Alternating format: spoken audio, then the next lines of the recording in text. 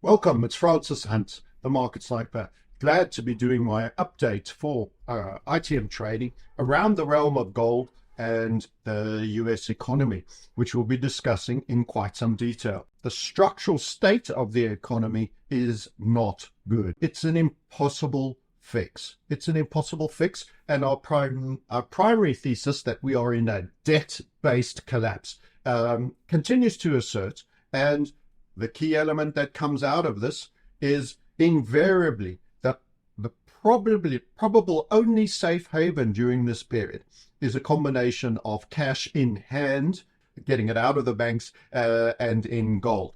And I'll be making this case. We're doing this video on behalf of ITM Trading, a long-run, multi-generational family business that has operated in the gold and bullion services market for an extended period, has a lovely consultative approach. In short, they like to get to know you and support you on an ongoing basis with some aspect of advice if needed for your specifics. So don't forget, contact ITM for securing your silver and gold bullion. Let's get into what I want to tell you today. And by the way, I'm kind of one of those guys that'll tell you how it is rather than try to bring good news. And that's dangerous because it seems like, oh, it's all black pill. There's a real opportunity, even in collapse, for the person that takes the appropriate action.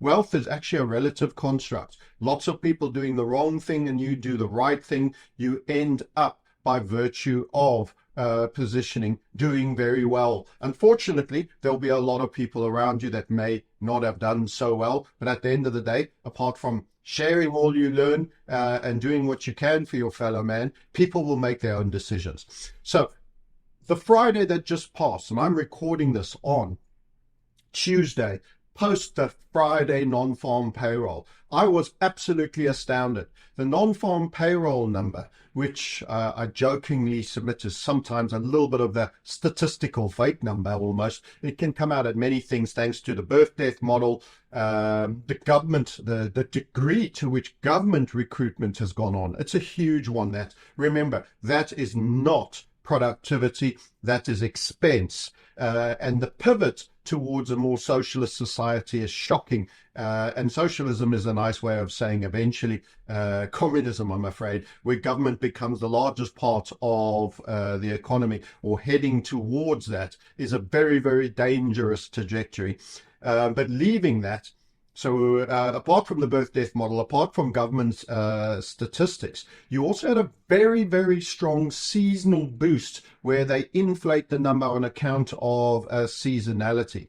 And in fact, this particular reading, I think, was higher than way back. The last time it was this high was sometime in 1964.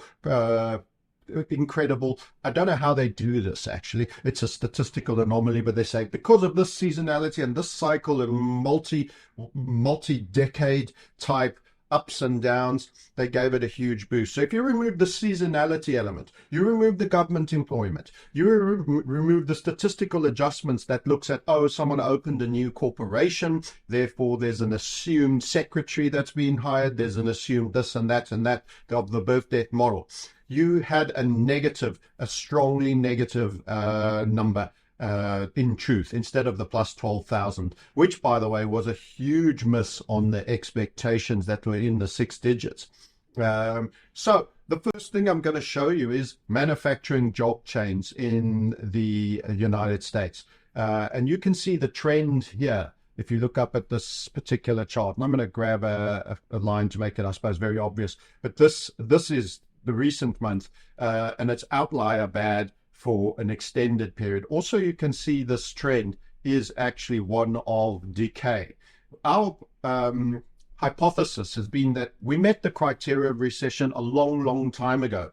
And actually, the US has been in a prolonged state of recession. There is a two-tier economy, however, in all of this. Think of my twisted balloon analogy, where one half of the balloon is very deflated and the other is getting all the air. Think air as money. And of course, the military-industrial complex, the excessive spend of Janet Yellen, the politicization of that spend, which was held over just in time so that the September 30th, which is the end of the year, and then bumped on the beginning of October. That's where many of you might have seen the chart where it absolutely ripped up, gets rolled into the new year and will fall on the new president, which has seen funding for the the various wars in Ukraine, Israel, and other venues and other nefarious activities, I would almost argue, the immigration that has become in, etc., etc. Most of these themes you're very familiar with. So the manufacturing jobs, that's US as maker of things. We have to remember that actually people that take inputs in, it's kind of like, oh, technology is everything and manufacturing is old school. There will always be a need for things to be physically manufactured. It should be stating the obvious in saying so. However, what I can say is many people just sometimes subordinate manufacturing. It's all tech, it's all services now, it's all this and that. And actually, the US is an exchanger for countries that manufacture things, take in raw base materials and produce a finished line item. And they return to those nations that give them manufactured items with all the margins that is earned and the value add accruing to that company that is exporting to the US. We return, or the United States returns, a debt instrument based in dollars. In other words, they are encouraged to circulate the payment into an investment in debt instruments and hold dollars. And less popularly now are the exporter nations willing to do that, particularly if you're China and certainly not Russia, after the appropriation of Russia's funds. So what's typically happened is the dollars are requested and those funds are going into gold. I'm going to make the case that we've actually been in a lengthy recession, which has been particularly hard on the consumer. Yet in that environment, gold has been going up in a recession, plus in an environment where the rates have actually been going up, which is, of course, the devaluation of the debt. Rates up, debt valuation down. And that rather than what's typical, rates up environment being bad for gold, this is a different kind of decline in the value of debt. This is the loss of confidence in a fiat debt-based system that sees gold as the alternative asset, the reserve asset for seeing through a tricky period, and that the greater the interest rate goes up, which is the contraction or in the value of debt, the more money is flowing into gold. So actually you have gold going up in value in an increasing interest rate environment. Of course, we just recently had 2 basis points cuts by the Fed. Let's continue our deep dive. So manufacturing contracting, less being built and provided to other nations. And this is the ultimate value add. Of course, tech and services are other areas of value add, but having a degree of agricultural base and a degree of manufacturing base, certainly at least for domestic requirements, and having support of an export market is the fulcrum that built nations post-war of Germany and Japan. And I would suggest it's a sad day when the manufacturing aspect of the US economy is in strong contraction, because it could also point to loss of demand for American goods. What else are we going to show you in terms of this economics? I've taken a bunch of snippets to show you, and I'm going to make that case again regarding the recession. Whenever you get a constriction or a complete loss in trend of jobs on the non-farm payrolls, typically you've later banked a recession into that. There you can see the 2009 lows starting, I would imagine, in 2007, capturing 08, 09, and that was a vast recession.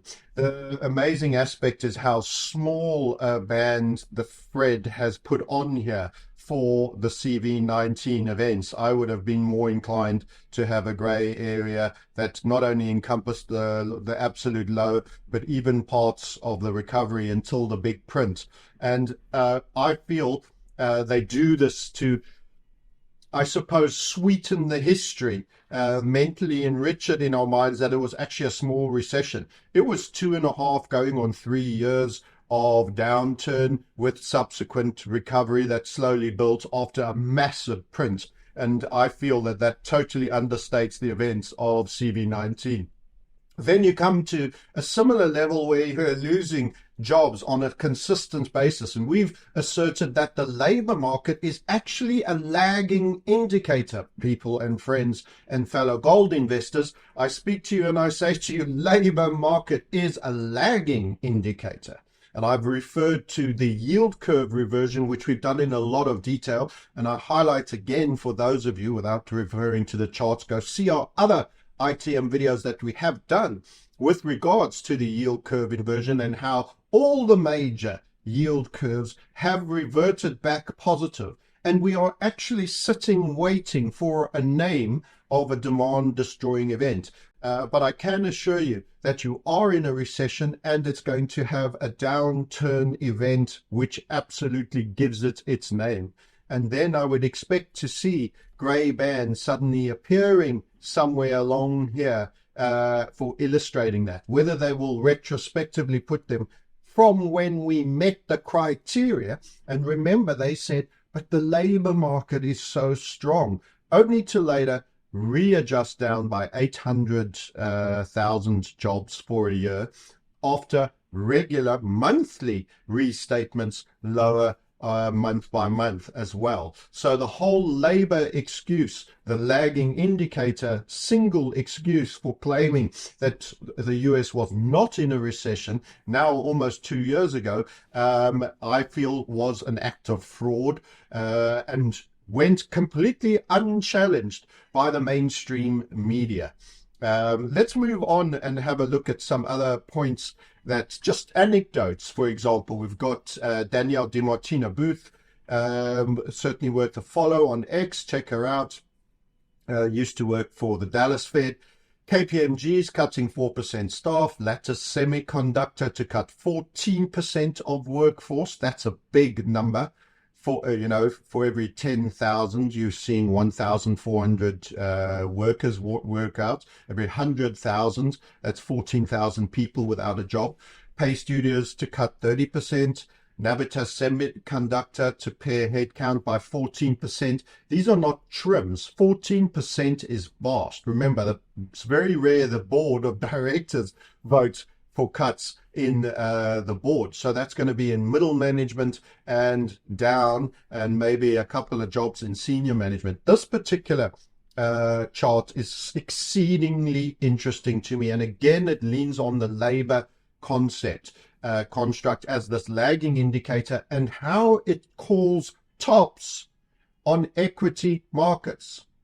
This is a very precarious period, guys. I'm talking about a demand-destroying event, and I will tell you how I think you should play it on a non-advisory basis, how I intend to play it in a minute. But first, I need to make my case to you, because you're rational. You want to know why. What are we looking at?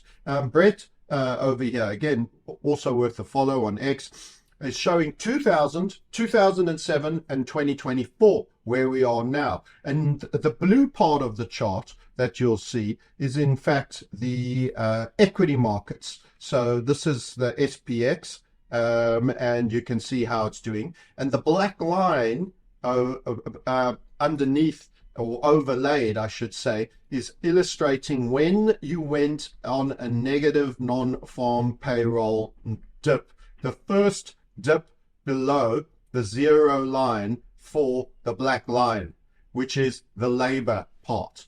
Date when payroll number went negative. By the way, last Friday, all intents, forget the 12,000 number, that was a negative dip in terms of all of this. So this literally, within a very short time period, and I'll remove my annotations in a second so you can see, was very close. You made a marginally higher high shortly after, and then you had the 2000 collapse, an extensive equity collapse. This is not the time to be going double X leverage NVIDIA long.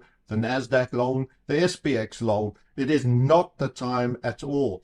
And the labor market getting this weak is indeed, and I feel the numbers are always to a degree overstated, so it's actually flattery in terms of this. Let's see how it performed on 2007. That was the dip in 2007. Again, one more final blow-off move high. The time frames were very short between when you went negative and when the market made its final top.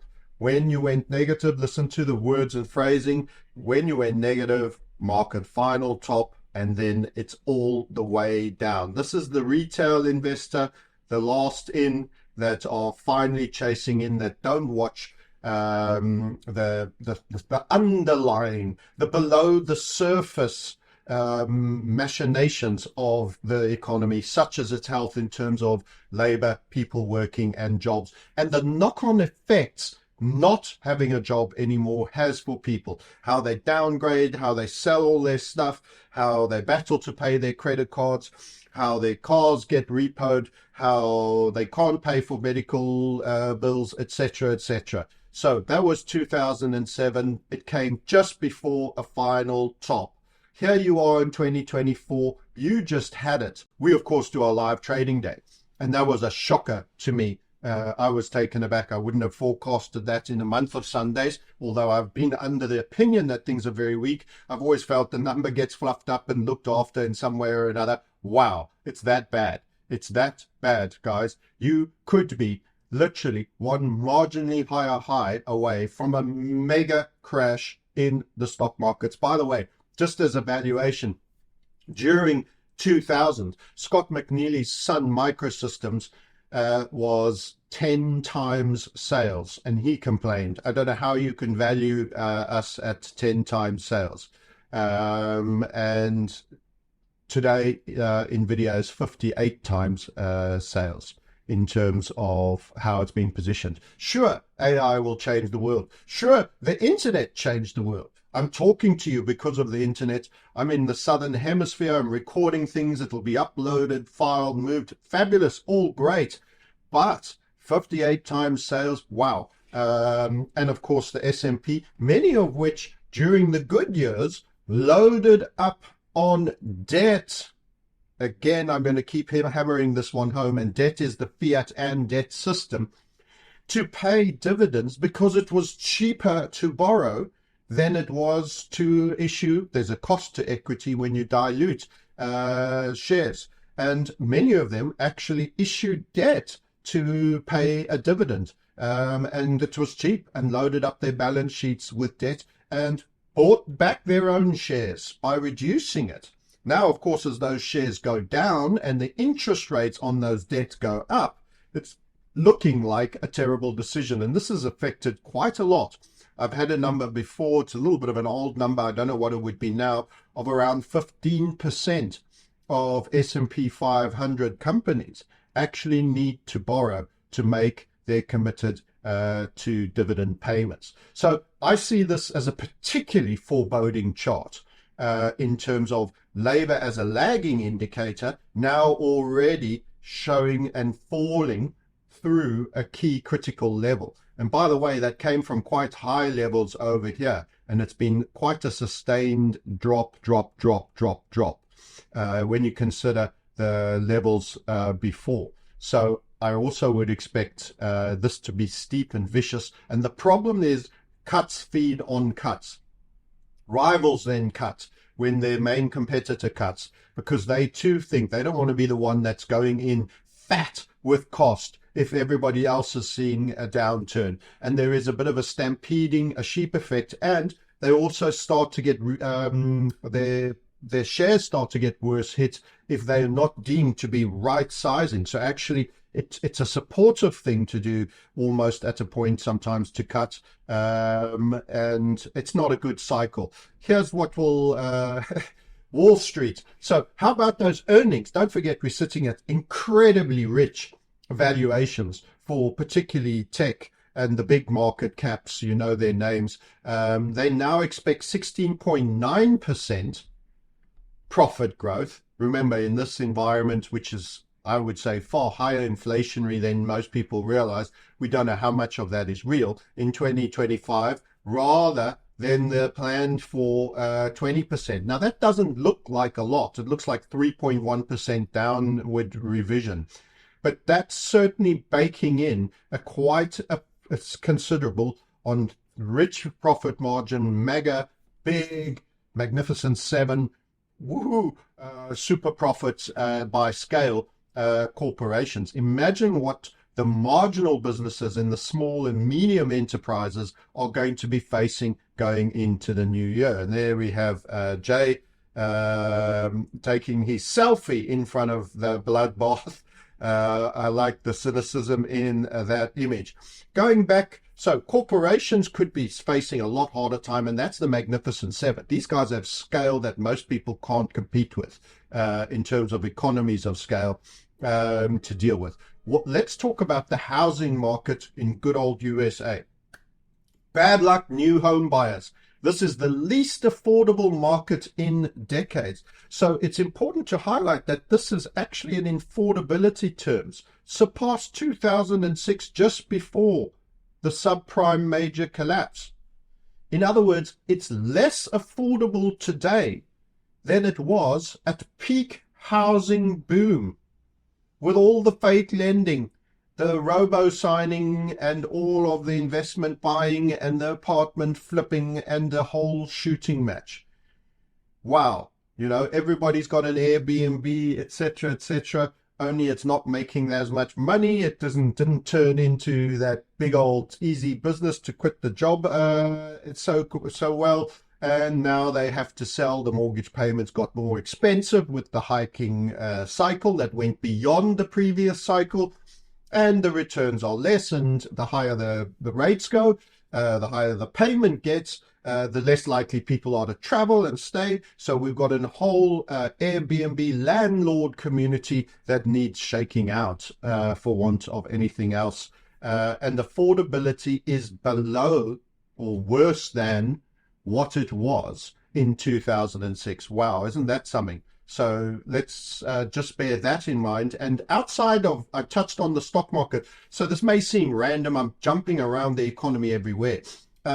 Personal wealth situations are determined by people's stock portfolios, hence why we visited the earnings and what our expectations are for that, and properties. People's properties go up in value, perceived to be going up in value. You feel wealthier. Your stock market portfolio is going up, up, up. Everyone's sitting on peak equity valuations, and that has been another indicator that I haven't done an image for you, but take it from me in terms of the 401ks.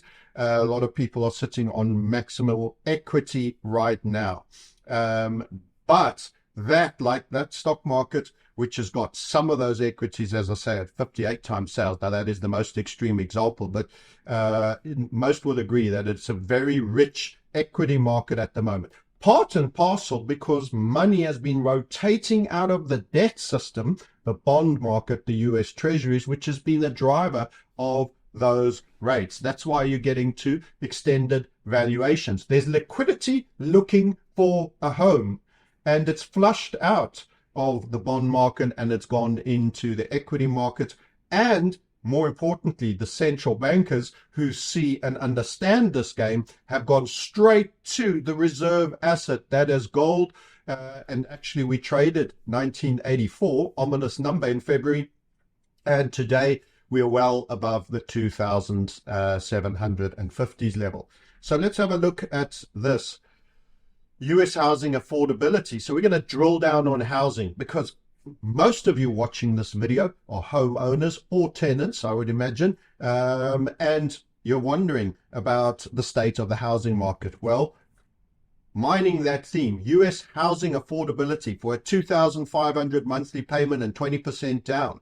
You used to be able to get $700 and almost $60,000 purchasing price for a home. Now you're down at 476, and more concerning for me would be the rate of this adjustment downwards.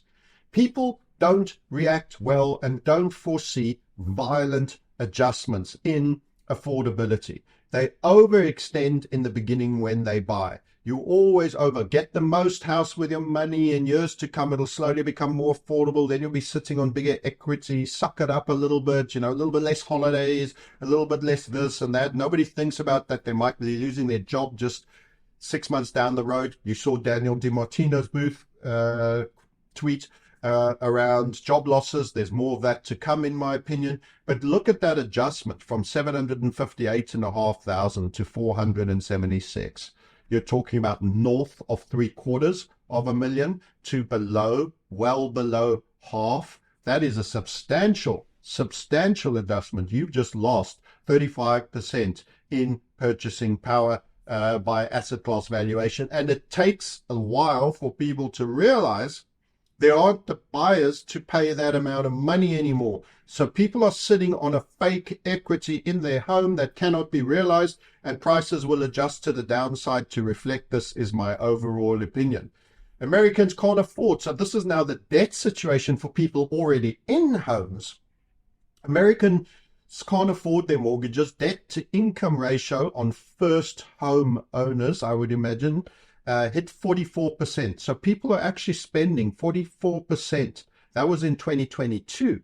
Highest percentage ever, higher than the 07-08 bubble. Lots of defaults and foreclosures coming for the lower income home owners. So when you start to lose rungs in the ladder, there's no new people coming up under your rung to be buyers and climbing the ladder up. And that is quite a big concern. So it's an old tweet, but the chart and the trend is dangerous, and I believe it has continued since that particular data has come in further to the high side there. So income needed to buy a house, annual income needed to afford house payments at 30% cost ratio.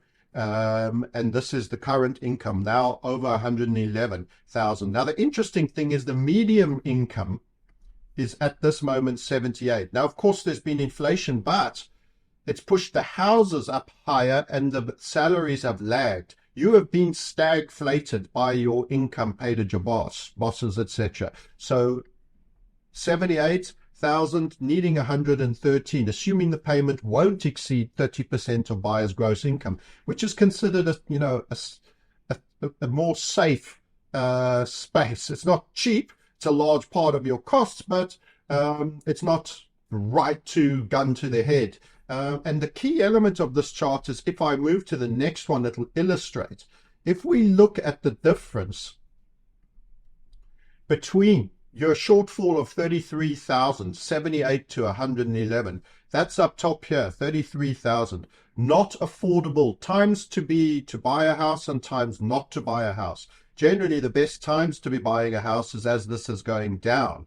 So actually, the average income is higher. You're below the negative line than what is needed for a 30% maximum of your income. So that requires lower rates and generally lower prices. When you have higher rates and higher prices, you're at an all-time extreme. You're at an all-time extreme on these matrices. So you can see the 2005 and 6 coming here, and that was expensive and pricey. And invariably, you turn down. You turn down in the long run, part and parcel, because prices collapse and or interest rates come down. This time, for the interest rates, the scope for them to come down is not there, because the debt market will not be supported at near zero rates ever again until we have had a financial and fiscal reset, guys. So I anticipate that this will come down. Mainly, you normally have two release valves: A, the interest rates, and B, the actual price. One is going to be taken away from you on account of inflation quickly rearing its head again. So the ability to get cuts will be far reduced. Yes, you've had a 2-pointer, you may get 1 or 2 more, but long run, the rates are going higher, which means what to the purchase prices of homes? A big collapse in the pricing of homes. What do you think that does for wealth, feeling of wealth in terms of all of this? It is pretty destructive. It is pretty destructive. A couple of things on rent. Nearly 50% of homeowners and renters are struggling to afford their housing costs. The financial burden has led many to work extra hours, sell personal belongings, etc., dip into retirement savings. 35% skip vacations, 22% miss meals, 20.7 work extra hours, 17.6 tap into retirement savings, 15.6 delay medical treatments. Wow. Just to afford your place that you live. That is a tell. That is a huge tell. There is a massive part of the society that is under great duress in terms of housing. And the valuation prices are yet to start their journey to the downside in a disinflationary asset contractory environment on the basis of debt contracting in value, the rates going up. Think Volcker. He killed the debt that Nixon and the Vietnam War created for America, that saw it lost trust with the French, that asked for their gold back, etc., by raising the rates. He throttled the debt right down as an asset class, and it was stagflationary for an extended period. It was an extended period. It wasn't until sort of 1982 that your stock market started going up again, mid-60s all the way through the 70s. It was an extended dry season. Credit cards. This is the emergency financing tool. Nobody chooses to pay the rate and the percentage that is on a credit card. It is extortionate, it's extractionary, and it's heavy. And I think it's around 21 to 22% on average for people. Now, you may have a credit card and it's less because you've got a great score and you're just using it lightly. Fine, fair enough. The aggregate, how is the median man coping? And at the moment, this tweet is telling us 628 billion is being rolled of a number that exceeds 1 trillion. In other words, it's not getting near to being paid off. It is being rolled. Balances being unpaid or rolled over month by month. More than 62%, I would say, because we're around a trillion, 1.1, call it 60%. Maybe I'm a bit out. We're not trying to be super accurate here. 1.1 trillion odd in total credit card debt, growing faster. So it's quite possibly higher now, and more than half, 55 to 60 odd percent, is actually almost permanent and being rolled. They don't have a mechanism to do it. They're barely affording the interest on it just to keep it going. Wow, that is hardcore. That is the emergency funding for all of that. Another point there, you see a number 1.14 on credit card debt. It's up by 50% in the last 3 years. You're at 750 billion in 2021, guys.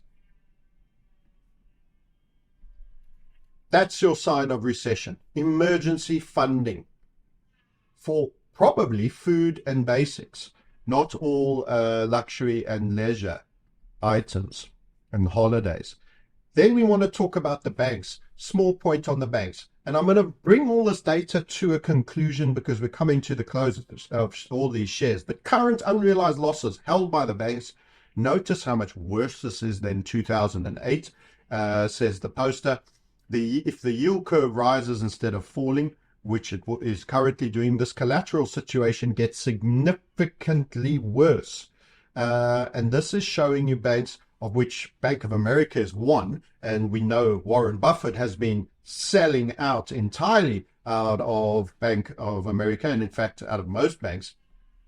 Unrealized gains on investment securities. So banks were encouraged to buy the government debt at probably one of the worst times at one of the lowest interest rates. Since that raising cycle from near zero all the way up to Powell's peak before this 2 cuts, the losses on those debts unrealized are far higher than anything that existed in 2008. And I've shown this chart a couple of times before. This is huge. And as I say, our forecast is the ability to reduce rates it's significantly less than it's been in previous cycles. There is no bid. The bifurcation of the supply chain, the problems with the BRICS, the aggressive tone with China and Russia, has led to America losing support for its petrodollar support and its trade support of having exporter nations happy to carry treasuries and dollars. They see no way back for the debt market. They do not wish to hold it as an asset, and they are chasing gold. Gold is going up. You know I'm going to say that, and you know you're in the right place and the right hand. So let's have a little look at the gold chart after all of this. So our prediction is essentially for a lot of downside risks in the market, both equity, property, personal credit, state and municipal credit, it has to be highlighted, that are bankrupt, and national that are bankrupt. And in fact, there's a couple of other charts I wish I'd put together, but actually America is the worst on interest paid on debt. Worse than Japan, worse than all the nations you're told that are supposedly worse. America is the highest in terms of contribution to payments on interest. It is the single largest as a percentage of GDP. This particular one, while it's very hard on childcare, is showing since the shadow stats era of 1982 how inflation has gone up. And you can see that it is food is up, housing is up, childcare is a big runner here. That's this particular theme over here. But all of these are up 350, 300, 268%. And of course, childcare, which is part of the theme, is nearly 900%, which is huge. But that is how much housing, food, transportation has gone up since those eras. And can I tell you, you know what gold was way back then. You know what gold was way back then. It's actually well behind where it can and probably will end up being. So without further ado, let's take you to the gold charts. Bankers admitting that they've over borrowed is not typically something they do. They leave you and I and tell us we overconsumed. It's always our fault, actually. They never accept policy mistakes. The events of March 2020. In actual fact, it's quite possible for a short spell that gold could dip on any frightening event. And I think we've got a bank failure as a possible event. We've got a related currency volatility on any possible event. We could have repo markets. There's so many possibilities. It's impossible for me to explore all of them. I'm not trying to be right. I'm saying something's going to break. The rivets on the submarine under this level of pressure are absolutely popping out of the steel plates. But the key thing is the one asset that will shrug off any downward-based demand-destroying event will be gold. This was the events on a weekly chart, and on a monthly chart, I just want to highlight this very specifically, of CV19. It is literally these two candles here as it broke, only to make a new high. So the cure will be pushing gold to a new high. We have done a lot since we gave you the breakout on the upside HVF of some time ago. We said here you should get in long. That is still in play. I have warned that there are a number of our targets in and around the 2.8, 2,890, 2.8 that I've said at the gateway of 3K on previous. Go and watch our previous editions. I would expect a little bit of a localized high for a while. Remember, we've had periods where we've chopped around for a bit. In fact, since 2021, that's a far larger period. I don't believe we will have that. But this was a long, extended continuation pattern that kept us all waiting for quite some time after the highs there, before we got our beautiful setup and our break, which we suggested everybody get long on gold and hold to the gateway of 2,900. So I think 2,900 will be technically run, and the progress since then has been exceedingly strong, exceedingly strong. This is what you want when you use a tiny judicious bit of leverage. Of course, we are investors too. You might not be a trader. You might only want timing for investment. This was a great point of entry. That was actually 1984, the low there, below the 2000 mark, and now you sit at 2736. So I said 2750 earlier on.